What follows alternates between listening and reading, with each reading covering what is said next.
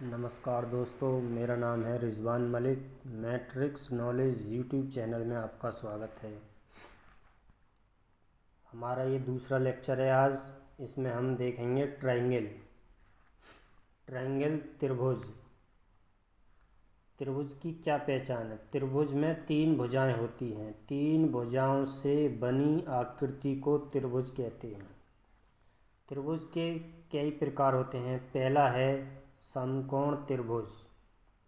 समकोण त्रिभुज की कैसे पहचान करेंगे?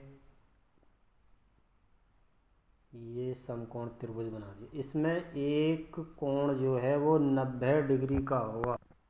इसमें जो कोण है ये 90 अंश का होएगा। इसे हम समकोण त्रिभुज कहते हैं। दूसरा है हमारा समबाहु त्रिभुज।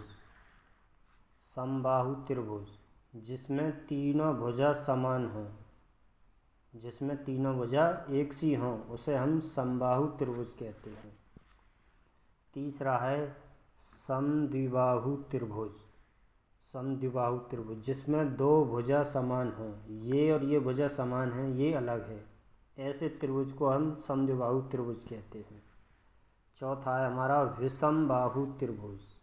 ऐसा त्रिभुज जिसकी कोई भी भुजा समान ना हो, तीनों भुजा अलग अलग हों, ये भी अलग है, ये भी अलग है, ये भुजा भी अलग है, ऐसे त्रिभुज को विषमबाहु। दोस्तों ये तो हुए त्रिभुज के प्रकार। अब इनके हम देखेंगे फॉर्मूले। पहला है समकोण त्रिभुज, जैसा कि मैं यहाँ पर दिखाई दे रहा आपको। समकोण त्रिभुज, समकोण त्रिभुज बना दिया हमने। ये जो इसका आधार है, ये त्रिभुज का आधार होता है। ये इसे लंब या ऊंचाई बोल सकते हैं। ये है कर्ण। तो समकोण त्रिभुज का क्षेत्रफल इजिकल टू 1/2 आधार गुणा ऊंचाई। इसका क्षेत्रफल निकालेंगे समकोण त्रिभुज का, तो 1/2 आधार गुणा ऊंचाई। पाइथागोरस प्रमेय। पाइथागोरस प्रमेय क्या कहती है कि कर्ण का स्क्वायर इजिकल टू होता है लंब का स्क्वायर प्लस आधार का स्क्वायर।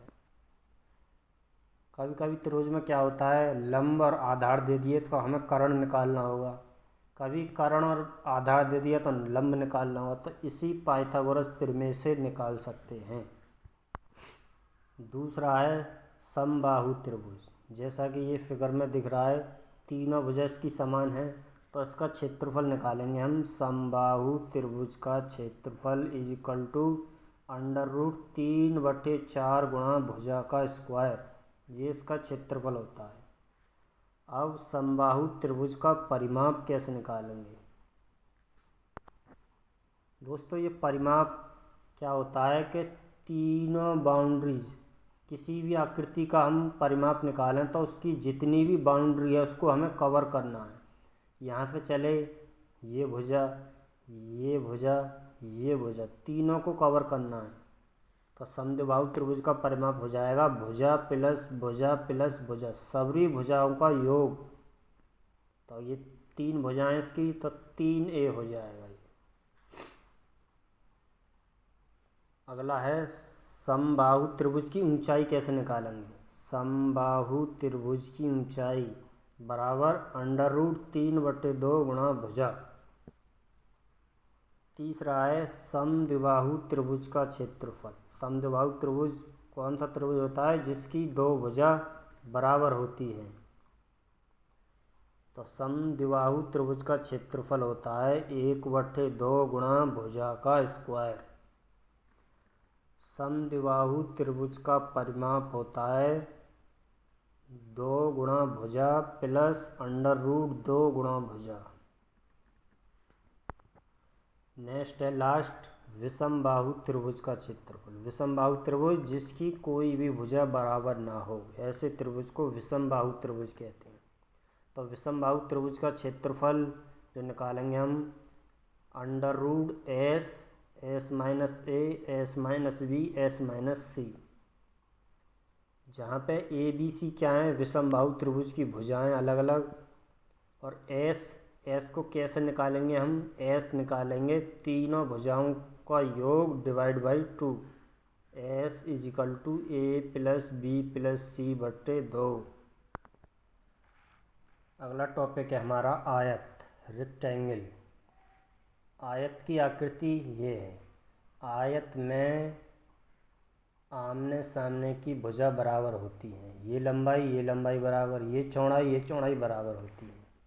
तो इसका पहला फॉर्मूला बनेगा, आयत का क्षेत्रफल इज इक्वल टू होता है लंबाई गुणा चौड़ाई। आयत का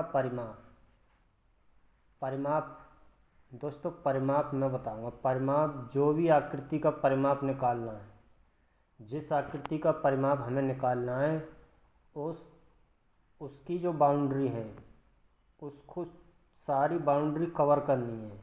ये चौड़ाई, ये लंबाई, ये चौड़ाई और ये लंबाई। तो इसका फॉर्मूला बनेगा 2 गुना लंबाई प्लस चौड़ाई का। आयत का विकर्ण ये होता है अंडर रूट लंबाई का स्क्वायर प्लस चौड़ाई का स्क्वायर। अगला है वर्ग किसे कहते हैं? जिसकी चारों भुजा बराबर हों उसे वर्ग कहते हैं। चौकोर, वर्ग का क्षेत्रफल होता है भुजा गुणा भुजा यानी ए गुणा ए स्क्वायर। वर्ग का परिमाप, फिर आ गया परिमाप, ये वाली बाउंड्री, ये बाउंड्री, ये बाउंड्री, ये बाउंड्री। तो वर्ग का परिमाप हो जाएगा ए प्लस ए प्लस ए प्लस ए। चारों भुजाओं को जोड़ देंगे तो 4a हो जाएगा। वर्ग का विकर्ण, अगला है वर्ग का विकर्ण होता है अंडर रूट ए स्क्वायर प्लस ए स्क्वायर। तो 2a स्क्वायर हो जाएगा, a बाहर आ जाएगा तो a अंडर रूट 2। ये होता है वर्ग का विकर्ण। चौथा है हमारा वृत्त, सर्किल। ये हमने सर्किल बना लिया। ये वृत्त का केंद्र है, सेंटर पॉइंट। और ये जो है इसको बोलते हैं हम, ये जो है इसको बोलेंगे परिधि। एक परिधि जो होती है, वृत्त की परिधि जो होती है वो 2πr के बराबर होती है।